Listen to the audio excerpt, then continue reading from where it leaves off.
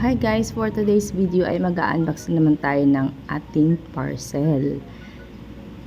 Nabili ko lang siya ng 69 pesos sa Humu shop sa TikTok. Ito pala ay mga hair clip or mga tali sa buhok. Ayan guys, kita nyo naman ang dami, 69 pesos. Pero pag bibilin mo yan sa stores, mga SM Mall, mga tiyangge, hindi lang siya 69 kasi parang pumapatak na yung iba tig 10 pesos, 15 pesos, 30 pesos, 25 pesos, mga ganon. Pero dito, ang dami na ha.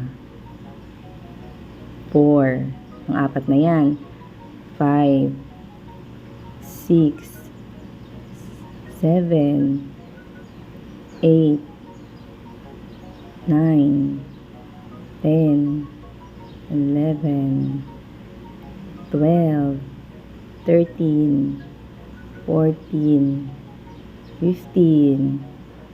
O, diba ang dami? Grabe, no? Ang galing-galing. Parang pumapatak na tigpipiso na lang yung isa or dos. O, ano pang iniintay nyo? Bumili na kayo. Pwede na yan pang regalo sa mga nagbe-birthday, mga inaanak nyo.